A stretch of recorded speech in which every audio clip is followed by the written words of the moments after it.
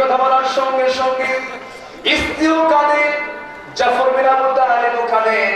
স্ত্রীকে কপালে শেষ জন্ম রেখে দিয়া সন্তান দুটোকে কোলের মধ্যে আদর করে নিয়া চুম্বন করে দিয়া ঘর থেকে বের হন। সন্তানগুলো পিছন থেকে আব্বা আব্বা বলে ডাকে, একটাবারের জন্য তিনি ফিরে তাকান না, একটাবারের জন্য ফিরে তাকালেন না। যুদ্ধে ঝাঁপিয়ে পড়লেন। আব্দুল্লাহ বিন রাওহা দুপুরবেলা বিয়ে করেছেন, যুদ্ধের ডাক এসেছে বিকেল বেলা। বিয়ের ধুমধাম চলছে, বাড়িতে আত্মীয় স্বজনদের গোটা বাড়ি ঘর পড়ে গেছে। স্ত্রী, নতুন স্ত্রী ঘরের ভিতরে।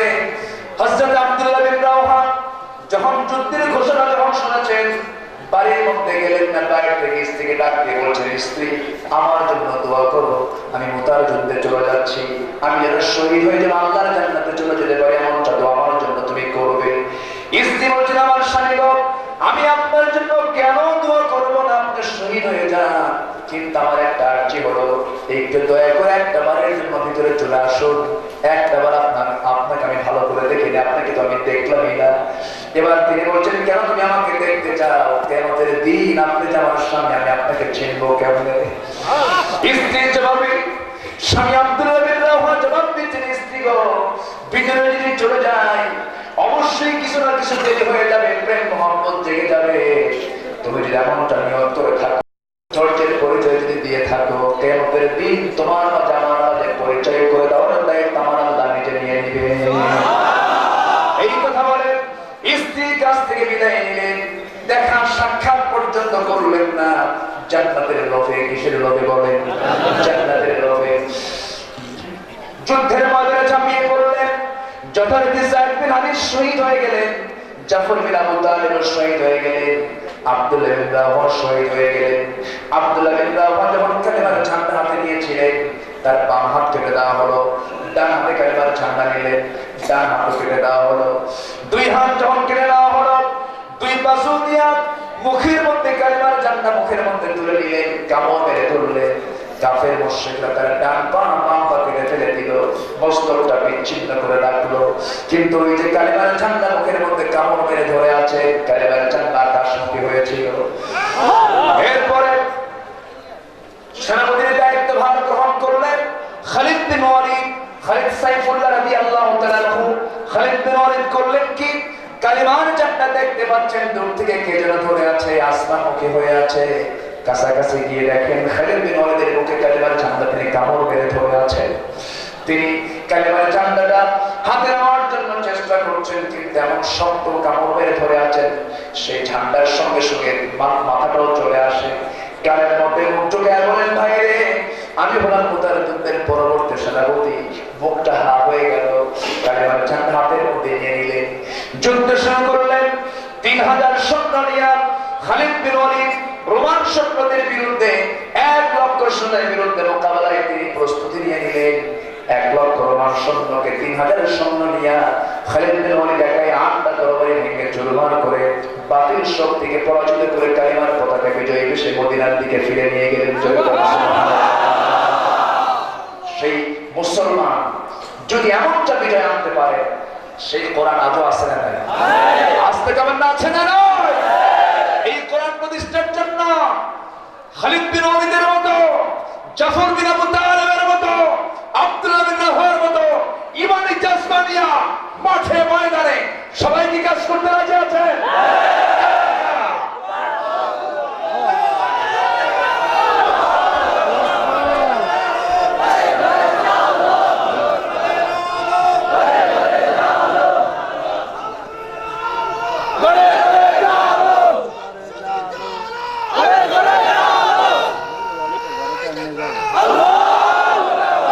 আল্লাহ সবার হাতকে কবুল করুন।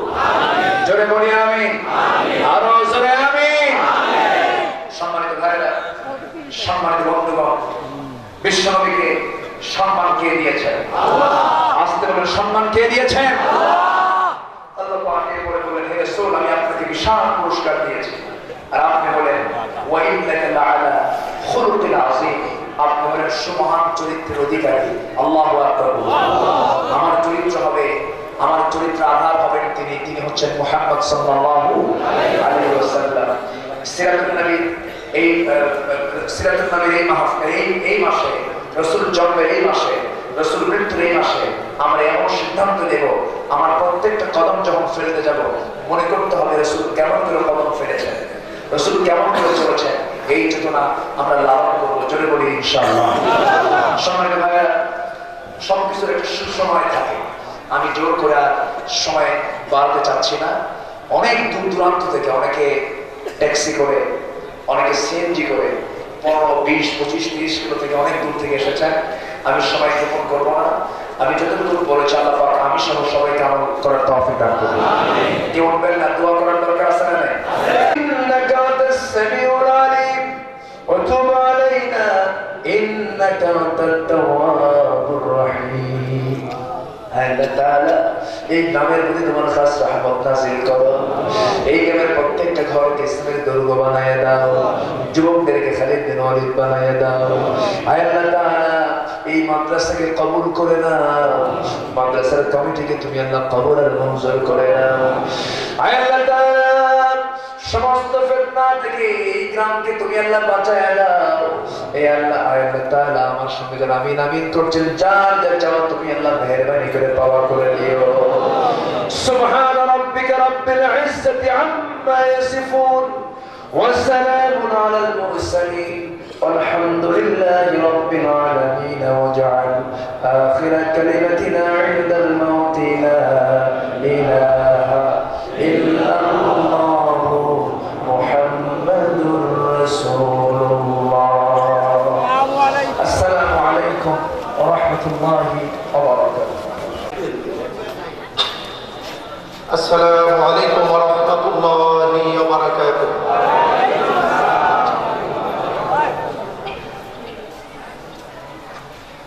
أعوذ بالله من الشيطان الرجيم.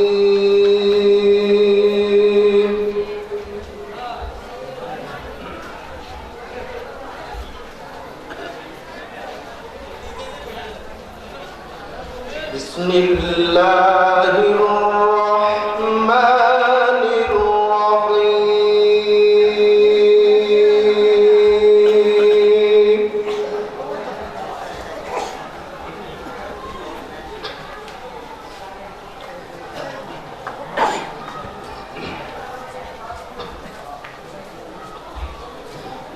وقالوا الحمد لله الذي صدقنا وعده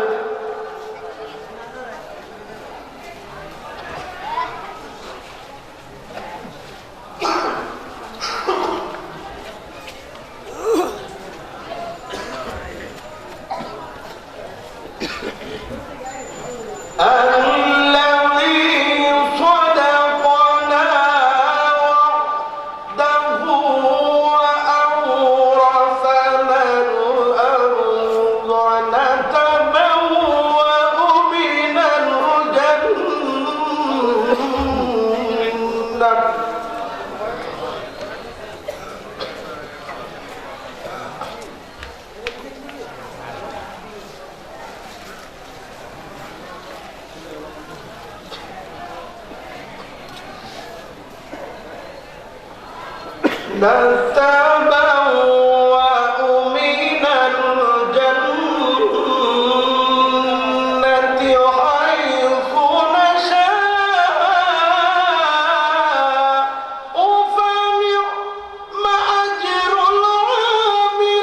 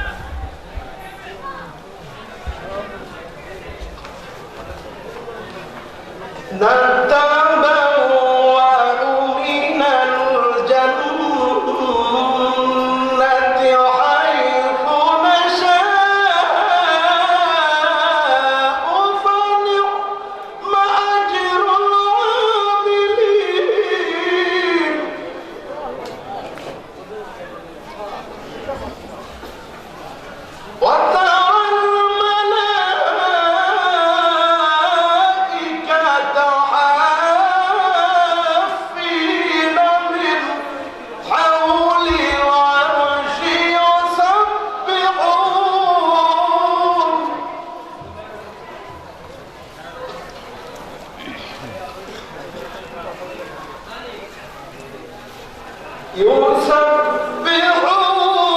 بحمد ربهم وقضي بينهم بالحق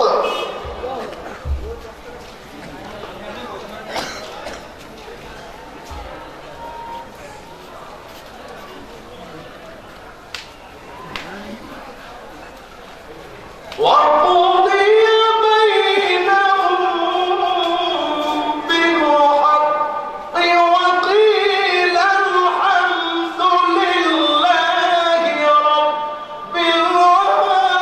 العالمين صدق الله العلي العظيم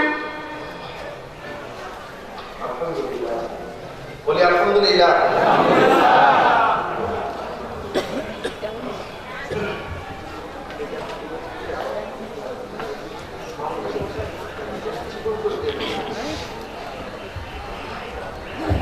আমরা বলি আলহামদুলিল্লাহ কোরআনুল কারীম এর এমন একটি জায়গা থেকে আমি আপনাদের সামনে তেলাওয়াত করেছি মহান আল্লাহ রাব্বুল আলামিন যাদেরকে এই দুনিয়ার পরীক্ষা নিরীক্ষা শেষে জান্নাত দিয়ে ধন্য করবেন জান্নাতে যাবার পরে জান্নাতি ব্যক্তিগণ কোরআনুল কারীমের যেখান থেকে তেলাওয়াত করবেন আমি ঠিক সেখান থেকে আপনাদের সামনে তেলাওয়াত করেছি সুবহানাল্লাহ তা আসতেই বললেন কে জান্নাতে যেতে চাই কারা কারা চাই হাত তুলে দেখাই দেব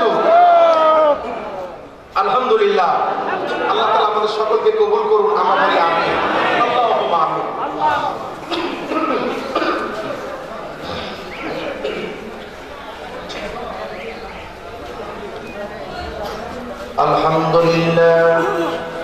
الحمد لله نحمده ونستعينه ونستغفره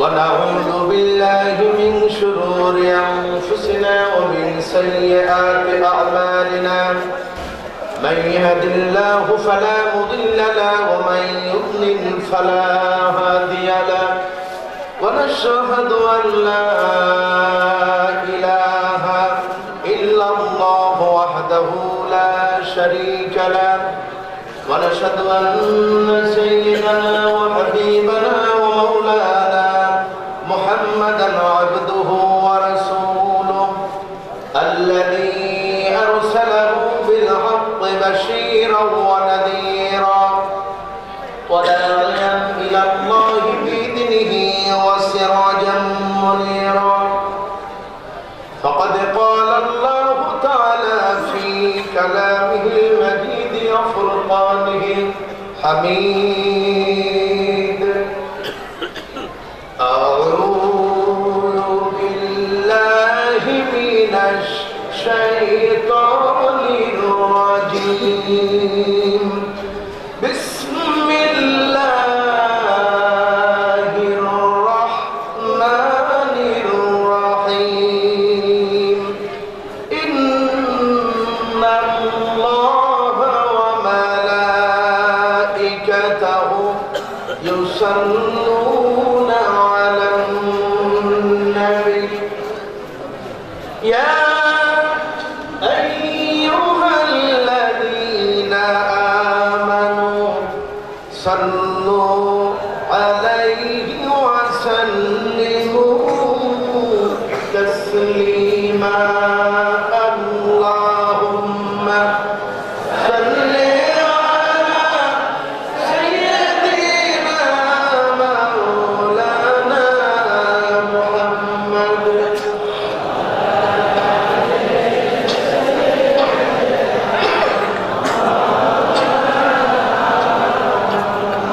প্রাণ খুলে মোহব্বতের সাথে দরদ দিয়ে সকলে পড়ুন আল্লাহুম্মা সাল্লি আলা সাইয়্যিদিনা মাওলানা মুহাম্মাদ ওয়া আলা আলি সাইয়্যিদিনা মাওলানা মুহাম্মাদ بلغ بلغ النعلا بكماله كشف الدجى بجماله حسنت جميع خصاله صلوا عليه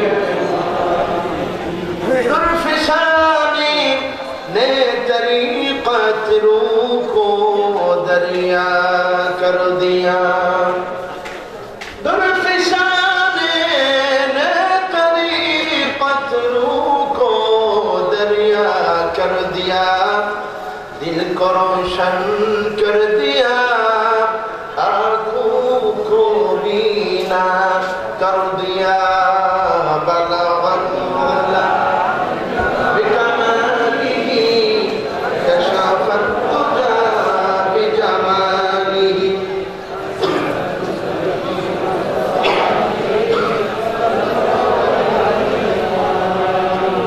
خود نہ تھے جرم پر غیروں کے ہادی بن گئے خود نہ تھے جرم پر غیروں کے ہادی بن گئے کیا نظر تھی جس نے مردوں کو مسیحا کر دیا بلغ العلا بکماله كشف الدجى بجماله حسنت جميع خصاله صلوا عليه اللهم آمين ربنا ظلمنا أنفسنا وإن لم تغفر لنا وترحمنا لنكونن من الخاسرين আয় আল্লাহ তাআলা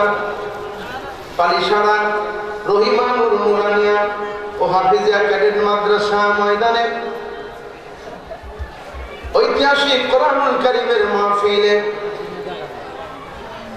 তোমার প্রিয় বান্দা বান্দীদেরকে সাথে নিয়ে কয়েকবার দুরূদ সালাম পড়ে তোমার শাহী দরবারে হাত তুলেছি আল্লাহ মেহেরবানি করে দুরূদ সালাম টুকুন সোনার মদিনায় নবী পাকের রওজা মুবারকে পৌঁছে দাও আল্লাহ রব্বুল আলামিন तमाम পৃথিবীর মাটির নিচে যত মুমিন মুমিনাত কবরবাসী হয়েছেন আয় আল্লাহ সিলা বানিয়ে দিও আল্লাহ ইয়া करम तो अगर करे ओ बात जुबां को जो दिल पर असर करे रब्बना तक़ब्बल मिन्ना इन्नका अंतस समीउल अलीम वतुब अलैना इन्नका अंतत तव्वाबुर रहीम सुब्हान रब्बिका रब्बिल इज्जति अम्मा यसिफून व सलामुन अलल मुरसलीन والحمد لله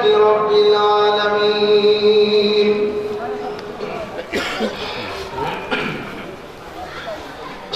পালিশারা রহিমানুর নুরানি ও হাফিজিয়া ক্যাডেট মাদ্রাসার উদ্যোগে ষষ্ঠ বার্ষিকী ওয়াজ ও দোয়ার মাহফিলের সুযোগ্য সম্মানিত সভাপতি বিশিষ্ট ইসলামিক চিন্তাবিদ বিশিষ্ট আলেম দ্বীন বিশিষ্ট শিক্ষাবিদ জনাব আলহাজ সিরাজুল ইসলাম পাটোয়ারি সাহেব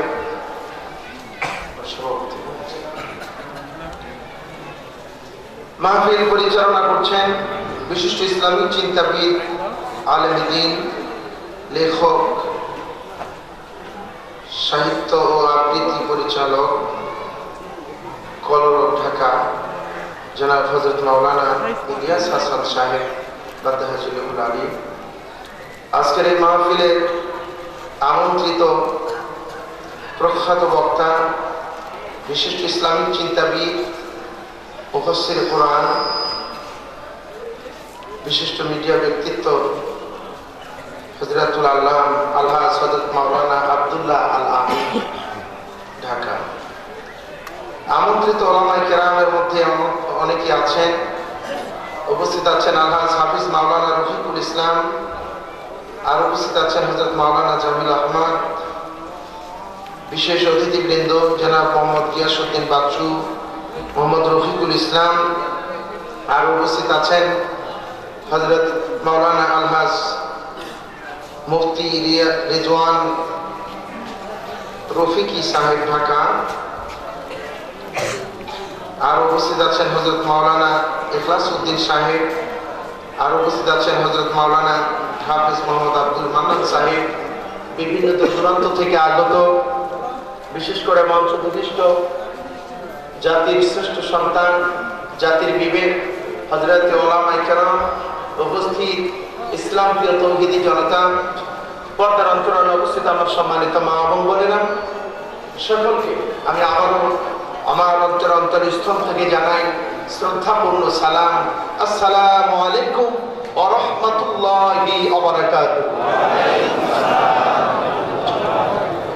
আমরা সর্বপ্রথম সেই মহান আল্লাহ রাব্বুল আলামিনের দরবারে লাখো কোটি সুজুদ পেশ করছি, শুকরিয়া আদায় করছি যে মহান আল্লাহ রাব্বুল আলামিন আমাদেরকে কালাম হাকিম, কালাম রব্বানি, মহান গ্রন্থ পবিত্র আল কোরআনুল কারীম শোনার জন্য আল্লাহ তাআলা আমাদের হাজির হওয়ার তৌফিক দান করেছেন। যিনি দয়া করে আমাদেরকে এই সৌভাগ্য দান করেছেন সে আল্লাহ পাকের দরবারে আমরা শুকরিয়া আদায় করছি। আমরা পড়ছি আলহামদুলিল্লাহ। আজকের এই মাহফিলে আসতে পেরে আপনারা খুশি নাকি বেজার? অল্প না বেশি? তাহলে জোরে সোরে শুকরিয়া আদায় করলে খুশি হবেন কে? জোরে বলেন। নারাজ হবে কে? সন্দেহ আছে নাকি? সন্দেহ আছে? তাহলে জোরে সোরে স্লোগান দিলে খুশি হবেন কে? আল্লাহ পাকের সন্তুষ্টির জন্য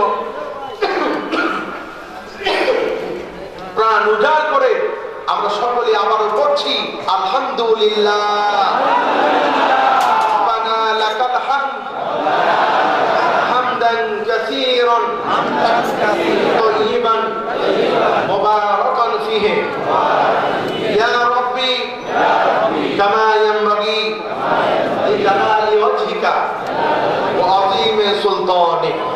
আমরা মহান আল্লাহ রাব্বুল আলামিনের দরবারে শুকরিয়া আদায় করে নিলাম, কারণ তিনি যদি আমাদেরকে দয়া করে এখানে হাজির হওয়ার তৌফিক না দিতেন আমরা কেউ এখানে আসতে পারতাম না। কি বলেন ঠিক কিনা? কি বলেন ঠিক না? ঠিক। আসার তৌফিক দিয়েছেন কে? এই ব্যাপারে কবি সম্রাট আল্লামা ইকবাল বলছেন, পড় গিয়া কিস পর নজর বন্দা কো মৌলা কর দিয়া,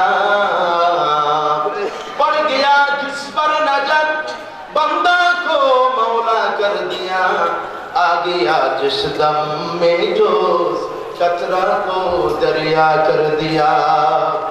আল্লাহ রাব্বুল আলামিনের রহমতের নজর যদি কোন গোলামের প্রতি পড়ে যায়, গোলামটা বাদশাহে পরিণত হয়ে যায়।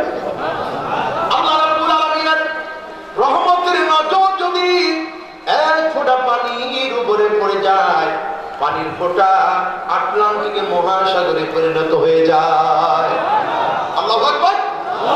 আল্লাহ পাক যাদের তৌফিক দিয়েছে তারাই কে বলে আসছে। অনেক দূর থেকে এই ময়দানে তো লোকজন এসে গেছে, কিন্তু পাশে দেখেন সানাসুর কাছে বাদাম খাচ্ছে, অনেকে আবার দাঁড়িয়েও আছে, কিন্তু ময়দানে আসার সুযোগ হয়নি। কি ঠিক কিনা? আল্লাহ তাআলা কবুল করেছেন বলি আজকে এই জায়গায়। আপনারা আমাকে জানেন আমার বাড়ি নাটোরে। কালকে যখন আমার সাথে কথা বলতেছিলেন, আমি প্রচন্ড অসুস্থ, আমার গোটা শরীরে পক্স বের হয়েছে। গতকালকে ইউনাইটেড হাসপাতালে আমি ডাক্তার দেখেছি, গতকালকে কক্সবাজার চকরিয়াতে মাহফিল করেছিলাম। এই অসুস্থতার মধ্যেও আল্লাহ তাআলা এখানে আসার তৌফিক দিয়েছেন। আরেকটু আপনারা খুশি হবেন জানলে আমার অরিজিনালি বাপ দাদাদের বাড়ি আপনাদের কুমিল্লাতে। এখানে কি জানো না মহামিয়া বাবা আছে না, এইদিকে আমার আব্বা দাদারা ছোট থাকতে এখান থেকে নাটোরে সেটেল হয়েছিলেন।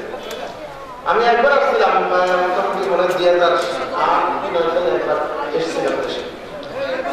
আত্মীয় স্বজন খুবই কম আছেন এখানে।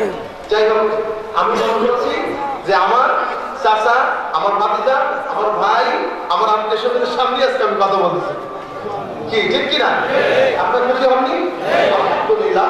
আমরা সবচেয়ে বেশি খুশি হয়েছি যেহেতু এখানে কোরআনের মাহফিল, সেরকম কিসের মাহফিল? কোরআনের কারিমের মাহফিল। কোরআন শুনলে, কোরআন মানলে, কোরআন পড়লে কি হবে, এই ব্যাপারে একটি হাদিস বলে আলোচনার দিকে যাবো ইনশাআল্লাহ। বলো, মান ক্বরাআল কুরআন ফাস্তাগফারাহু ফাহাল্লা হালালাহু ওয়া হাররামা হারামাহু আদখালাহুল্লাহুল জান্নাহ ওয়া শাফাহু ফি আশরাতিন মিন আহলি বাইতিহি কুল্লুহুম ওয়া ওয়াজাবাত লাহুন নার। আল্লাহ নবী বলেন, যে ব্যক্তি কোরআনুল কারীম তেলাওয়াত করবে এবং এই কোরআনে বর্ণিত হালালকে হালাল জানবে, হারামকে হারাম জানবে, তদ অনুযায়ী আমল করবে, আল্লাহ রাব্বুল আলামিন তাকে জান্নাতে প্রবেশ করাবে। শুধু তাই না, আল্লাহ রাব্বুল আলামিন তাকে এমন একটি এক্সট্রা পাওয়ার দান করবেন, এমন একটি ক্ষমতা দান করবেন, সেই ক্ষমতাটি হলো আল্লাহ পাক বলবেন, ও আমার বান্দারে, আমি তোমাকে পারমিশন দিলাম, আমি তোমাকে ক্ষমতা দিলাম, তোমার পরিবারের এমন 10 জন ব্যক্তির ব্যাপারে, তোমার পরিবারের এমন 10 জন ব্যক্তির ব্যাপারে আমি পারমিশন দিলাম, বাছাই করে নিয়ে আমার জান্নাতে চলে যাও, যাদের উপরে আমার জাহান্নাম ওয়াজিব হয়েছিল। আল্লাহ পাক বলবেন, আমি তোমাকে পারমিশন দিলাম, তোমার পরিবারের এমন 10 জন ব্যক্তিকে বাছাই করে নিয়ে আমার জান্নাতে চলে যাও, যাদের উপরে আমার জাহান্নাম ওয়াজিব ছিল। জোরে কোন আল্লাহু আকবার। তার কারণ হলো সূরা মুমিনের ভিতরে বর্ণনা করা হয়েছে, যে লোকগুলি জান্নাতে যাবে, জান্নাতে যাওয়ার সময় ডানে তাকাবে, বাম দিকে তাকাবে, সামনে তাকাবে, চতুর্দিকে লক্ষ্য করবে, কই আমার জন্মদাতা পিতা কোথায়, আমার গর্ভধারিণী মা কই, আমার প্রিয়তম স্ত্রী কই, আমার ভাই কোথায়, আমার বোন কোথায়। এইভাবে যখন তার মনে আকাঙ্ক্ষা জাগবে, কোরআনের আমল করার কারণে, কোরআন পড়ার কারণে অনুমতি দেওয়া হবে, যাও বাছাই করে নাও, আমার জান্নাতে চলে যাও। ইয়া আইয়াতুহান নাফসুল মুতমাইন্নাহ ইরজিই ইলা রাব্বিকি রাদিয়াতাম মারদিয়াহ فادخلي في عبادي وادخلي جنتي। আল্লাহ রাব্বুল আলামিন বলেন, হে পবিত্র উম্মত, চলো তোমার রবের দিকে এমন অবস্থায় যে তোমার রব তোমার আমলের প্রতি সন্তুষ্ট, তুমিও তোমার রবের প্রতি সন্তুষ্ট। চলো আমার রবের বান্দাদের সাথে আমার জান্নাতে চলে যাও। আল্লাহ তাআলা ফরিয়াদ করে রব্বুল আলামিন, তুমি যেদিন তোমার আবেদ বান্দাদেরকে ডাক দিয়ে তোমার জান্নাতে জায়গা করে দিবে, ও আল্লাহ আমরা যারা হাজির আছি, আল্লাহ তুমি দয়া করে আমাদের সকলকে ওই দিন ওই আহ্বানে সাড়া দেওয়ার তৌফিক দয়া করে দান করে দিও। আমরা বলি আমিন। সেই জান্নাতে যেতে হলে কোরআন পড়তে হবে, কোরআন মানতে হবে, ঠিক কিনা? এগুলো ঠিক না? ঠিক। সেই কোরআন থেকে আমি কি কথা বলবো? কি বলেন? বলবো। কোরআনুল কারীম এমন একটি জিনিস যা বাতিলপন্থী এবং ডানপন্থীদের পর স্পষ্টভাবে পরিচয় করা যায়, ঠিক কিনা? কি বলেন? ঠিক কিনা? আল্লাহ রাব্বুল আলামিন বলেন, ওয়াইযা সামি'ু মা উনজিলা ইলার রাসূলি তারা আ'য়ুনাহুম তাফিদু মিনাদ দাম'i মিম্মা আরাফু মিনাল হক্ক ইয়াকুলুনা রাব্বানা আমান্না ফাকতুবনা মা'আশ শাহিদিন। আল্লাহ রাব্বুল আলামিন বলেন, মুমিন মুসলমানদের সামনে যখন কোরআনুল কারীম তেলাওয়াত করা হয়, যা নবী মুহাম্মদ রাসূলুল্লাহ সাল্লাল্লাহু আলাইহি সাল্লামের উপর অবতীর্ণ হয়েছিল, কোরআন শোনার কারণে তারা হক এবং বাতিল পন্থীদেরকে চিনে ফেলেন, সত্যবাদী এবং মিথ্যাবাদীদের পথ তারা চিনতে পারেন। চিনার কারণে তারা এত আনন্দ লাভ করেন যে আনন্দের চোটে চক্ষু যুগল দিয়ে আনন্দের অশ্রুধারা প্রবাহিত হতে থাকে। আর তারা বলেন ইয়াকুলুনা রাব্বানা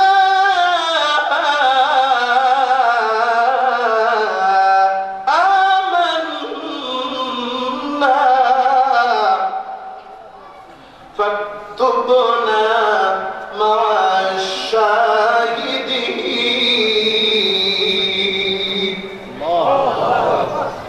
আর তারা বলেন, হে আমাদের রব, আমরা তোমার উপরে ঈমান এনেছি, ও আল্লাহ তুমি দয়া করে আমাদের নাম লিখে নাও ওই সকল সত্যের সাক্ষ্যদাতাদের সাথে যারা আল্লাহর জমিনে আল্লাহর দ্বীন কায়েম করতে গিয়ে জীবন দিয়েছেন, শহীদ হয়েছেন। ও আল্লাহ তুমিও দয়া করে আমাদের নাম ওই শহীদদের সাথে লিখায় দাও। আল্লাহু আকবার। মুমিনরা যখন কোরআন শুনবে তারা এই চূড়ান্ত সিদ্ধান্ত নিবে, আল্লাহ কোরআন তো শুনলাম, ডানপন্থী বামপন্থীদের চিনলাম, তুমি দয়া করে আমার নাম লিখে নাও ওই সকল সত্যের সাক্ষ্যদাতা শহীদদের সাথে যারা কোরআনের জন্য দ্বীন কায়েমের জন্য শহীদ হয়েছে, জীবন দিয়েছে। আল্লাহ আমরাও সেই শহীদদের সাথে শহীদ হতে চাই।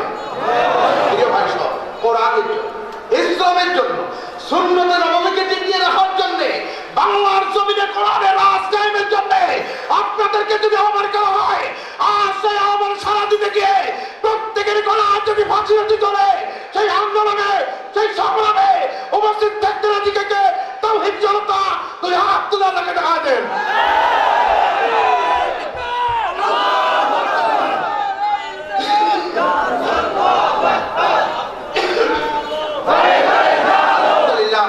আল্লাহ পাক আমাদের কবুল করুন, আমরা বলি আমিন। আর যারা বলুন আমিন। আল্লাহ পাক আমাদের কবুল করুন, আমরা বলি আমিন। স্লোগানটা একেবারে সরাসরি হওয়া দরকার। আমি কি একবার দেবো আপনাদের সাথে? নারায়ে তাকবীর, নারায়ে তাকবীর, আল্লাহু আকবার। কোরআনের আলো, আল হাদিসের আলো, কোরআন হাদিস যেখানে, আলেম ওলামা যেখানে, নাস্তিক আছে যেখানে, আমি এই কথার উপরে সকলে সন্তুষ্ট থাকলে চলবে ইনশাআল্লাহ। তাহলে আল্লাহ পাক আমাদেরকে অবশ্যই সেই জান্নাত দান করবে, ঠিক কিনা? আসল ভূমিকা যা বলেছি, এবার সরাসরি কোরআন কারীম থেকে আলোচনা প্রবেশ করা যায়। সকলে আমার সাথে পড়ুন। আউযু বিল্লাহি মিনাশ শাইতানির রাজীম। বিসমিল্লাহির রাহমানির রাহিম। বিদাত মরদুদ শয়তানের ওয়াসওয়াসা থেকে পানাহার চেয়ে পরম করুণাময় ও অসীম দয়ালু আল্লাহ রাব্বুল আলামিনের নামে শুরু করা যাচ্ছে। তাবারাকাল্লাযী বিয়াদিহিল মুলকু ওয়া হুয়া আলা কুল্লি শাইইন কাদির। আল্লাযী খালাকাল মাউতা ওয়াল হায়াতা লিয়াবলুয়াকুম আইয়ুকুম আহসানু আমালা ওয়া হুয়াল আজিজুল গফুর। সাদাকাল্লাহুল আযীম। কোন সূরা বলেন তো? সূরা আল মুলক। কোরআনে কারীমের প্রথম আয়াতে কারিমা থেকেই, এই সূরার প্রথম আয়াত থেকেই এর নামকরণ করা হয়েছে। সূরাটি তেলাওয়াত সরল তরজমা আগে বলি। তাবারাকাল্লাযী বিয়াদিহিল মুলক ওয়া হুয়া আলা কুল্লি শাইইন কাদির। অতি মহান ও শ্রেষ্ঠ তিনি, যার হাতে রয়েছে সমগ্র বিশ্বজাহানের কর্তৃত্ব এবং ক্ষমতা। কার হাতে আছে ক্ষমতা? আল্লাযী খালাকাল মাউতা ওয়াল হায়াতা লিয়াবলুয়াকুম আইয়ুকুম আহসানু আমালা।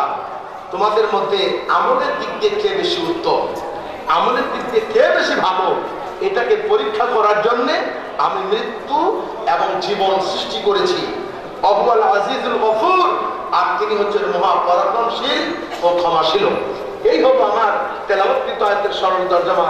এবার আমরা ব্যাখ্যার দিকে যাব ইনশাআল্লাহ। বলি ইনশাআল্লাহ।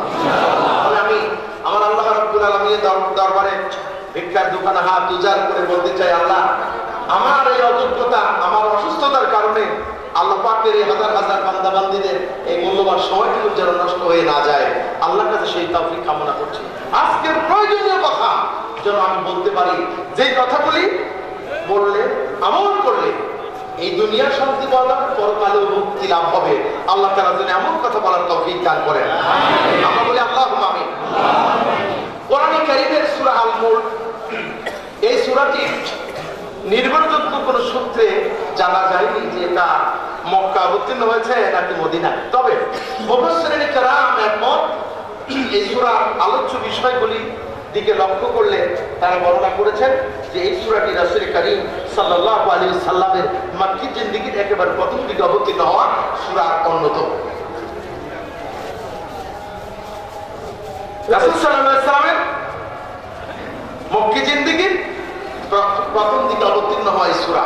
তো প্রথম আয়াতের মধ্যে আল্লাহ পাক শুরু করছেন এভাবে, তাবারাকাল্লাযী বিয়াদিহিল মুলক ওয়া হুয়া আলা কুল্লি শাইইন কাদির। অতি মহান ও শ্রেষ্ঠ তিনি, যার হাতে রয়েছে সমগ্র বিশ্বজাহানের কর্তৃত্ব এবং ক্ষমতা। আল্লাহর সাথে কি কোনো ক্ষমতাবান কেউ আছে? কোনো শক্তি কি আছে? এই সূরাটি সম্পর্কে রাসূল কারীম সাল্লাল্লাহু আলাইহি ওয়াসাল্লাম হাদিস শুনুন। অকানা নবী অকানা রাসূলুল্লাহ সাল্লাল্লাহু আলাইহি ওয়াসাল্লাম লা ইয়ানামু হাত্তা ইয়াকরা আলিফ লাম মিম ওয়াস-সিজদা তাবারাকাল্লাযী বিয়াদিহিল মুলক। বর্ণনা করা হয়েছে আল্লাহর নবী কখনো ঘুমাতে যেতেন না যতক্ষণ না আলিফ লাম মিম ওয়াস-সিজদা এবং সূরা মুলক তেলাওয়াত না করতেন, অর্থাৎ এই সূরাগুলি তেলাওয়াত করতেন, তারপরে তিনি ঘুমাতে যেতেন। অন্য হাদিসে বর্ণনা করা হয়েছে লা ওয়াদিনতু আন্না ফি কলবি ইনসানিন কুল্লি উম্মাতিন। আল্লাহর নবী বলেন, আমার হৃদয়ের কামনা, আমার একান্ত বাসনা, আমার একান্ত ইচ্ছা, আমার প্রত্যেকটি উম্মত তার অন্তরকরণে, তার হৃদয়ে সূরা মুলক বদ্ধমূল করে রাখুন। অর্থাৎ সূরা মুলক তার জীবনে শিক্ষা গ্রহণ করুন, সূরা মুলক থেকে শিক্ষা গ্রহণ করে সে জীবনে চলাফেরা করুন। এরপর আরেকটি হাদিস রয়েছে, وقال النبي صلى الله عليه وسلم تبارك هي المانعة من العذاب القبر। আল্লাহর নবী বলেন, সূরা মুলক এমন একটি সূরা, যে ব্যক্তি তেলাওয়াত করবে আল্লাহ রাব্বুল আলামিন তার কবরের আযাবকে maaf করে দেবেন। কবরের আযাব যদি maaf হয়ে যায়, তাহলে এর চেয়ে সৌভাগ্যবান আর কি হতে পারে? কি বলেন, ঠিক কিনা? কবর এমন একটি জায়গা, কবরে যে ব্যক্তি নাজাত পাবে, হাসরে, মিজানে, ফুলসিরাতে, সব জায়গায় আল্লাহ তাআলা তাকে নাজাতের ব্যবস্থা করে দেবেন। যারা হজ করতে গেছেন, অথবা যারা ঢাকা থেকে চিটাগাং গেছেন, অথবা কক্সবাজার গেছেন বিমানে, ইমিগ্রেশন কাউন্টারে গেলে আপনার ব্যাগ চেকিং হবে, আপনার শরীরটা চেকিং হবে, অবৈধ কিছু আছে কিনা, ঠিক কিনা? ওখানে পারমিশন দেওয়া মানে আপনি যেখানে ইচ্ছে সেখানে চলে যাবেন। মুমিনের জীবনে এই দুনিয়া শেষ মঞ্জিল কোথায়? হ্যাঁ, এই কবরে যে ব্যক্তি, এই দুনিয়া শেষ মঞ্জিল, পরকালীন জীবনের প্রথম মঞ্জিল, এই কবরে যে ব্যক্তি নাজাত পাবে, আল্লাহ রাব্বুল আলামিন তাকে হাসরে, মিজানে, ফুলসিরাতে সব জায়গায় নাজাতের ফয়সালা করে দেবেন। সুবহানাল্লাহ, আল্লাহু আকবার। আমরা সেই নাজাত পেতে চাই, বলেন চাই? প্রিয় ভাইরা আমার, প্রথম আয়াতের উপরে আমি আজকে আলোচনা করব না। তাবারাকাল্লাযী বিয়াদিহিল মুলক ওয়া হুয়া আলা কুল্লি শাইইন কাদির। এই আয়াতের উপরে আলোচনা ছেড়ে দিয়ে আমি দ্বিতীয় আয়াতের উপরে আজকে আলোচনা করব, পরীক্ষার জীবনটা কি। ওটা বললে এটা চলে আসবে, কান টানলে যেমন মাথা আসে তেমনি চলে আসবে। আল্লাহ তাআলা